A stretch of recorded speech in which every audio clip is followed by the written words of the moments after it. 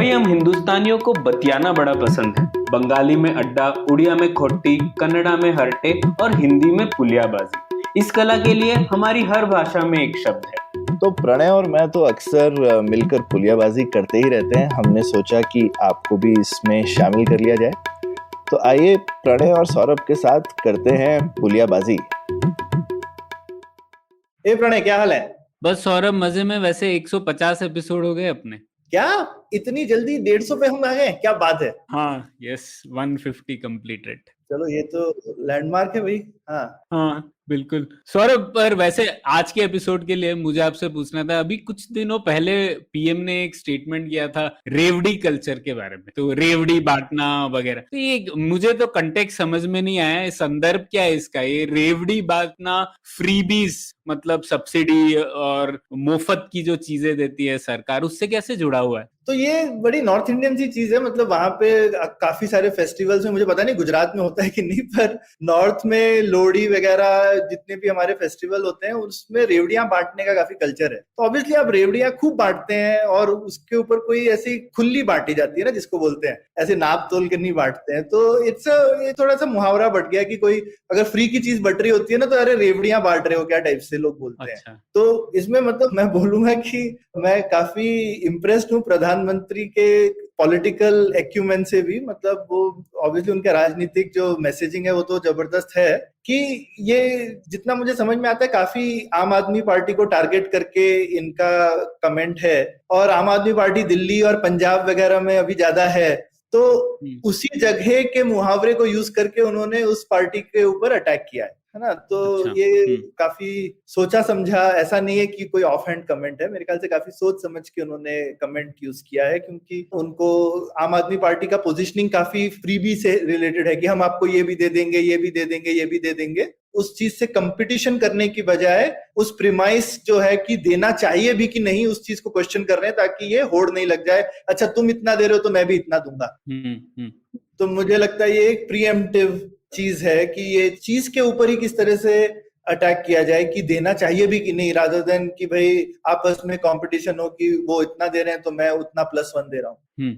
बिल्कुल। हाँ, लेकिन मूल मुद्दा अच्छा है। एक तो राजनीतिक सवाल है, वो मेरे ख्याल से बहुत लोगों ने चर्चा की है, पर हम इसकी थोड़ी आर्थिक पोजीशन से चर्चा कर सकते हैं कि ये जो चीज है, पहली बात तो क्या प्रधानमंत्री ने ठीक मुद्दा उठाया है आर्थिक संदर्भ से? क्या ये सही में प्रॉब्लम है इंडिया में? ये सरकारें सिर्फ बोलती ज्यादा है या सही में हमारा बहुत सारा पैसा सिर्फ रेवड़ियां बांटने में, जिसको बोला गया है, जा रहा है? और उसके बाद हम शायद ये भी डिस्कस कर सकते हैं कि क्या सिर्फ ये रेवड़ियां ही हैं? मतलब रेवड़ियां से थोड़ा सा कभी कभी ये भी होता है कि चीजें बहुत काम की नहीं है, ज्यादा रेवड़ियां खा के कुछ होने वाला नहीं है, रेवड़ियां आके वेस्ट होती हैं, है ना। मतलब ये भी मेरे ख्याल से कहीं सटल चीज है कि क्या ये गैर जरूरी सिर्फ कंजम्पशन टाइप की आइटम्स को दिया जा रहा है, जिसको हम इकोनॉमिक्स की भाषा में मेरिट गुड बोलते हैं, शायद हिंदी में हम बोल सकते हैं कि क्या ये उचित सब्सिडी है कि नहीं है, या ये अनुचित सब्सिडी है। तो या पता नहीं मेरिट और नॉन मेरिट गुड के लिए और क्या यूज कर सकते हैं हिंदी।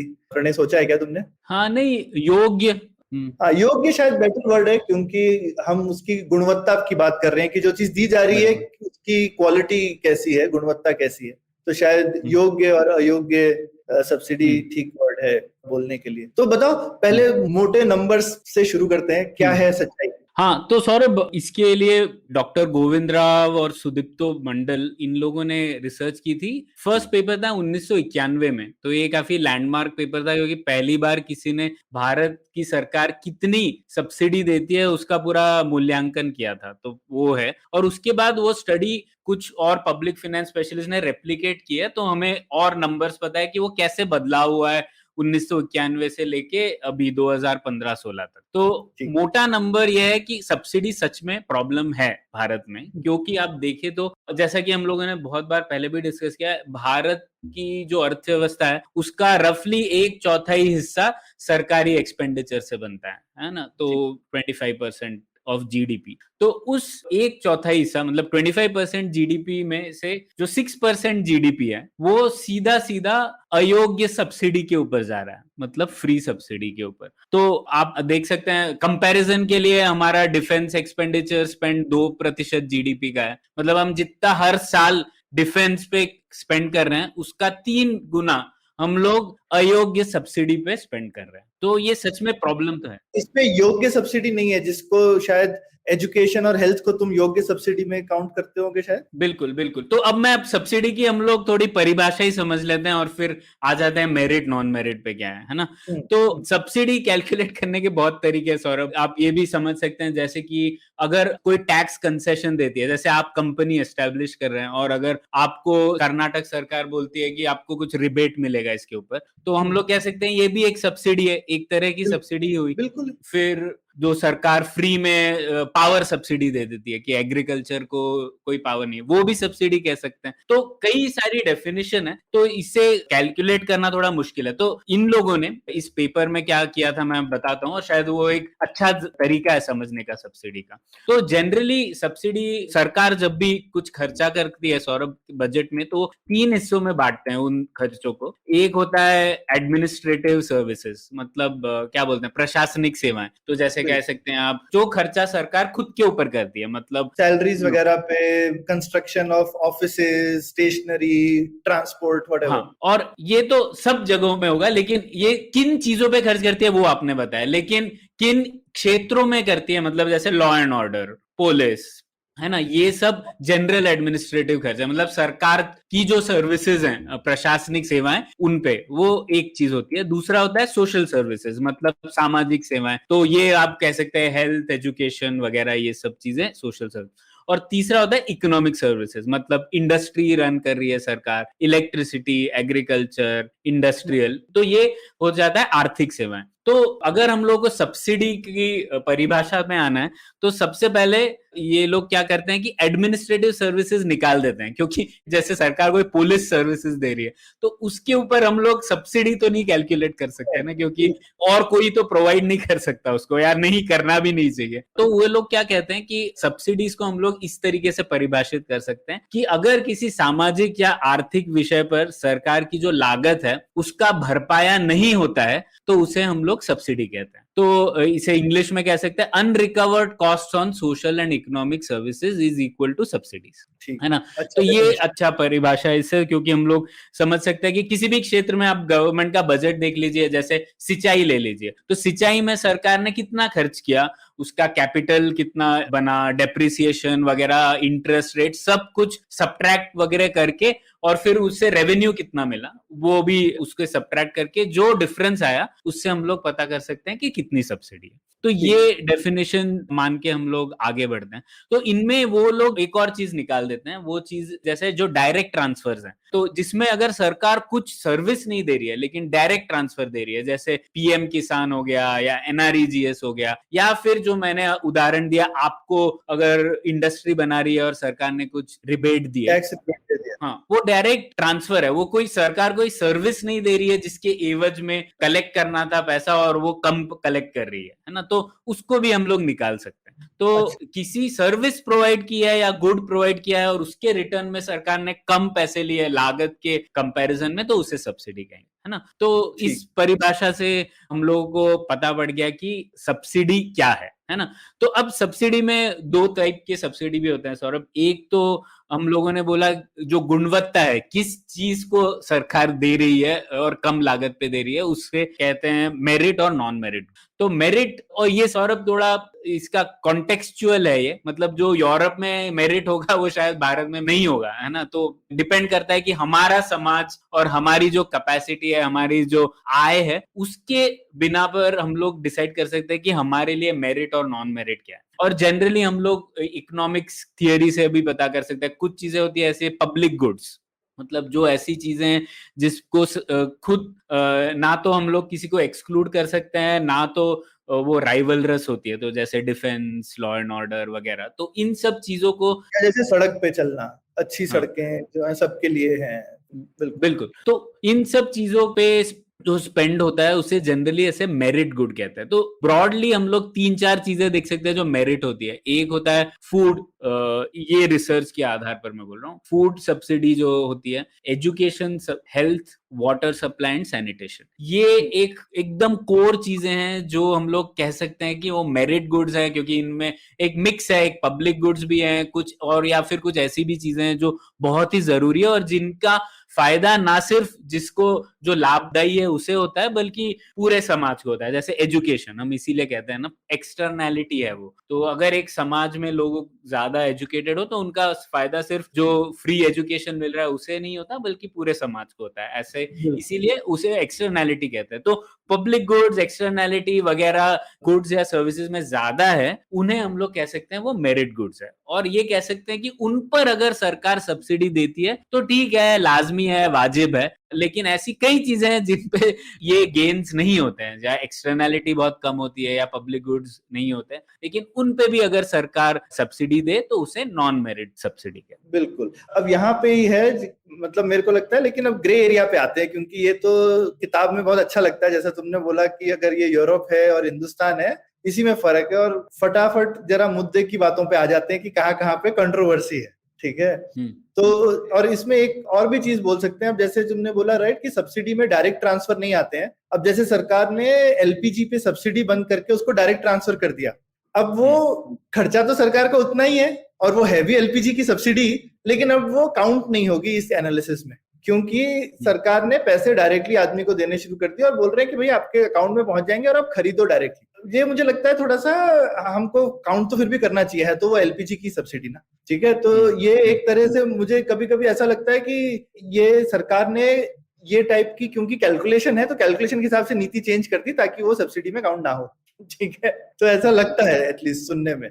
तो भले ही जवाब किसको देना है, और उसके मेरे को लगता था रीजंस अलग हैं, ताकि आप शायद करप्शन वगैरह कम करना चाहते हैं, ब्लैक मार्केटिंग कम करना चाहते हैं, तो आप चाहते नहीं है कि मतलब, तो ये एक ज्यादा एफिशिएंट तरीका भी है सब्सिडी देने का, कई बार डायरेक्ट ट्रांसफर वर्सेस चीज को सस्ता करना। नहीं, पर सौरभ, जो एलपीजी सब्सिडी है वो काउंट होती है सरकार के बजट में, तो काउंट होती है एज अ होती है। अच्छा, इनके एनालिसिस में हुई है या नहीं ये पता नहीं, लेकिन सरकार के बजट में होती है, ठीक है। चलो ये बढ़िया। अब दूसरी चीज ये आ जाते हैं कि अब एलपीजी सब्सिडी राइवलरस है कि नहीं। अब आप ये एक मेरे हिसाब से बोल सकते हैं कि एलपीजी सब्सिडी असल में क्या कहते हैं, फ्यूल के लिए है या हेल्थ के लिए है, क्योंकि बिना एलपीजी के लोग फिर लकड़ी जलाते हैं और उससे बहुत ज्यादा हेल्थ इश्यूज आते हैं, है ना। बहुत ज्यादा रेस्पिरेटरी डिजीजेस हैं घर में चूल्हा जलाने की वजह से। तो क्लीन फ्यूल असली में ये फ्यूल की सब्सिडी है या हेल्थ की है, ये यहाँ पे ग्रे एरिया आ जाता है, ठीक है। और हम किसी हर कैलकुलेशन में टिपिकली ये नॉन मेरिट में कैलकुलेट होगी, लेकिन यहीं पे बेसिकली अब ये सारी चीजें इसीलिए ब्लैक एंड व्हाइट नहीं है। ये मैं अपने श्रोताओं को बोलना चाहता हूँ कि इसमें कोई आपकी अलग राय हो सकती है, किसी और की अलग राय हो सकती है। इसी तरह से हम शायद बिजली पे भी इसी में आ सकते हैं कि जिस तरह से लोग बोलते हैं कि एक मिनिमम यूनिट्स दे दो सब लोगों को, क्योंकि बिजली भी एक उसी तरीके की चीज है।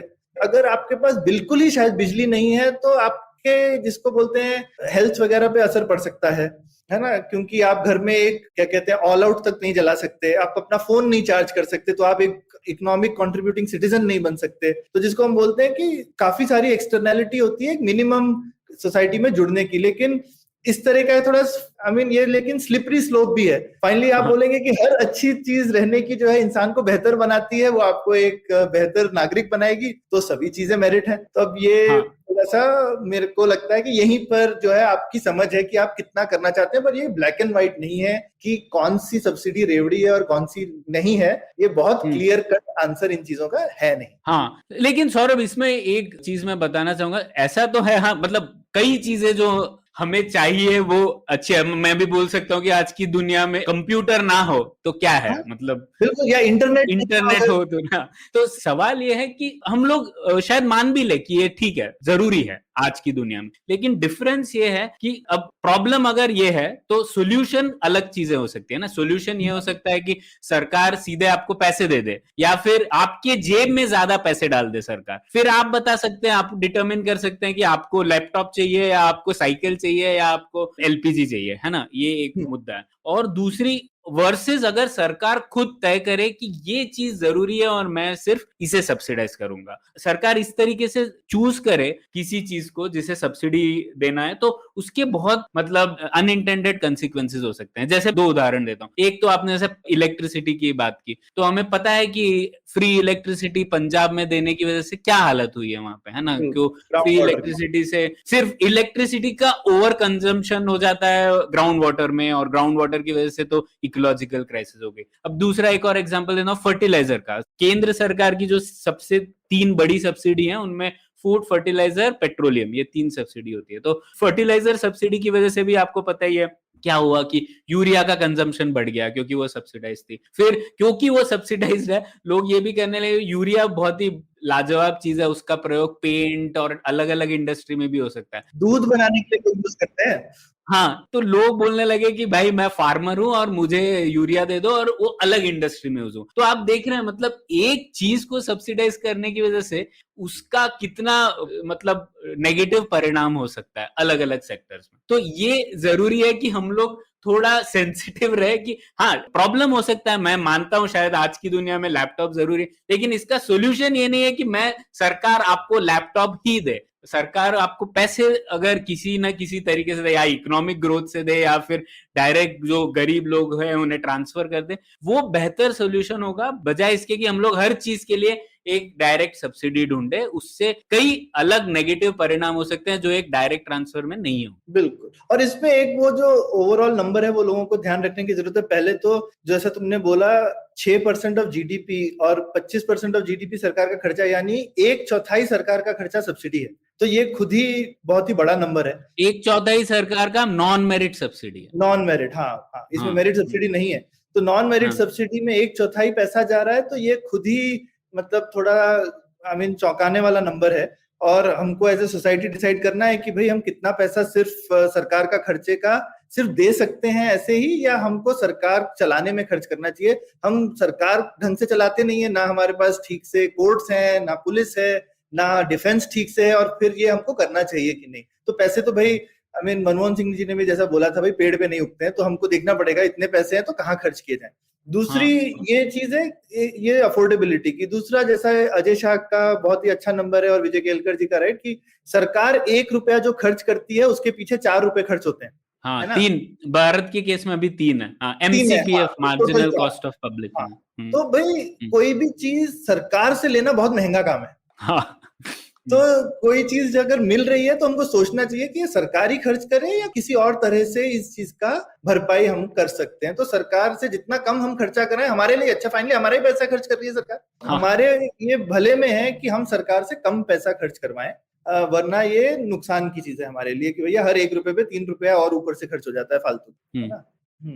बिल्कुल। तो ये सौरभ, एक और इससे अब जो पीएम ने बोला उसके ऊपर आते हैं, क्योंकि उन्होंने सीधा सीधा जो दारोमदार इसका रखा था वो राज्य सरकारों पे रखा था। तो ये सही है कि नहीं हम लोग देखते हैं। तो इसमें भी शायद सच्चाई है, क्योंकि अब देखेंगे कॉन्स्टिट्यूशनली जो है हम लोगों की ये है कि जो ज्यादातर सोशल सर्विसेज है, सामाजिक सेवाएं, वो राज्य सरकारों की प्रमुख जिम्मेदारी है ना। तो और उसी में काफी ज्यादा मेरिट सब्सिडीज भी हैं और नॉन मेरिट सब्सिडीज भी हैं। तो अगर आप देखें पूरा जो सब्सिडी का बिल, तो ये भी सही है कि जो नॉन मेरिट है, जो मैंने कहा 6% जीडीपी है, उसमें से 4% जीडीपी के करीब राज्य सरकारों द्वारा ही खर्चा होता है। तो ये बात सही है कि अगर नॉन मेरिट सब्सिडी बिल कम करना है तो राज्य सरकारों को काफी कुछ करना पड़ेगा। ऐसा नहीं है कि केंद्र सरकार कुछ नहीं कर सकती। जैसे फर्टिलाइजर सब्सिडी तो एक काफी अच्छा एग्जांपल है जो केंद्र सरकार के हाथ में और वो कम कर सकता है।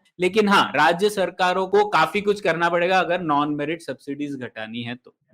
बेसिकली 2/3 जो है वो राज्य सरकार कर रही है और 1/3 केंद्र सरकार फिलहाल कर रही है खर्च। ठीक। नहीं, ये तो तो ये मेरे ख्याल से मुद्दा तो अच्छा छेड़ा है, और पर इस मुद्दे पे आगे क्या होने वाला है, और मुझे लगता है लड़ाई, मुझे ऐसा लगता है प्रणय, कि इस क्षेत्र में जाएगी कि सही में मेरिट और नॉन मेरिट क्या है, क्योंकि ये एक नेगोशिएशन का डिस्कशन है। मेरे ख्याल से ये सिर्फ एक इकोनॉमिक डेफिनेशन से नहीं डिसाइड हो सकता। ये एक सोसाइटी को डिसाइड करना पड़ेगा कि हमारे लिए मेरिट और नॉन मेरिट क्या होता है, और ये पेचीदा सवाल है। और ये अच्छी बात है, ये इस पे राजनीतिक बहस होना मेरे ख्याल से बहुत अच्छी बात है। तो लोगों के बीच में बहस हो और लोग डिसाइड करें कि ये किस चीज में खर्चा होना चाहिए। लेकिन मतलब जैसा हमारा उद्देश्य तो है कि भाई लोग जो हैं वो इन्फॉर्म डिसीजन ले, और ये छोटे नंबर जो हम दे रहे हैं वो सोच के और उनको मद्देनजर रखते हुए सोचें इस विषय के बारे में। हाँ, और सौरभ एक और दिशा में जा सकती है राजनीतिक दृष्टिकोण से, यही कि अगर हम लोग 6% जीडीपी इसके ऊपर खर्च कर रहे हैं तो ठीक है, हम लोग 1-2% जीडीपी उसका और प्रोडक्टिव चीजों पे खर्च कर सकते हैं, जैसे हमारा डिफेंस है या फिर इंडस्ट्री क्रिएट करना वगैरह। लेकिन बाकी जीडीपी प्रतिशत का जो यूबीआई और बेसिक इनकम वाले डिबेट है उसमें जा सकता है। तो हम लोग क्या ये भी सोच सकते हैं कि कुछ नॉन मेरिट सब्सिडीज हम लोग सीधा लोगों को दे दे। ऐसा नहीं कर रहे हैं हम लोग कि ये राजनीतिक चीज बोल रहा हूं मैं, इकोनॉमिक तरीके से नहीं बोल, कोई इस पे मुद्दा बना सकता है ना कि मैं आपको इतना पैसा आपके हाथ में दूंगा, इंस्टेड ऑफ कि मैं ये non subsidy bill, merit subsidy bill इतना बढ़ा रखा। बिल्कुल, और उसका सबसे अच्छा आर्गुमेंट ये है कि आपके ऊपर हम 1 रुपया खर्च कर रहे थे, मैं आपको 4 रुपए दूंगा, क्योंकि वो 1 रुपया खर्च करने के ऊपर जो 3 रुपए खर्च हो रहा था वो मैं बचा लूंगा। बिल्कुल। तो कोई इनफैक्ट ये आर्गुमेंट बना सकता है कि भाई मैं दोनों कर सकता हूँ, मैं बिल भी बचाऊंगा, आपके ऊपर 1 रुपया हो रहा था मैं आपको 2 रुपए हाथ में दूंगा और 2 रुपए बचा भी लूंगा। तब भी बेटर है। तो ये सरकार के लिए भी बेटर है और इंसान के लिए भी बेटर है। तो ठीक है सौरभ, आप इस मुद्दे पर कब पार्टी बना रहे हो फिर? बस यही ना कि 1 का 3 लीजिए, 1 का 3 लीजिए, ऐसे कुछ पार्टी बनाने वाला हूं मैं, 1 2 का 4। हाँ, ये 1 2 का 3। ठीक है, चलो ये बहुत बढ़िया डिस्कशन रहा प्रणय। और नहीं, 1 2 का 4 ही होता है ना, 1 पे 3 तो 4 मिलेगा ना टोटल। ठीक है, तो ये 1 2 का 4 पे आज की डिस्कशन खत्म करते हैं और हमारे श्रोता हमको बताएं वो इस बारे में क्या सोचते हैं। ये बहुत अच्छा विषय है, इसका कोई सही जवाब नहीं है मेरे हिसाब से।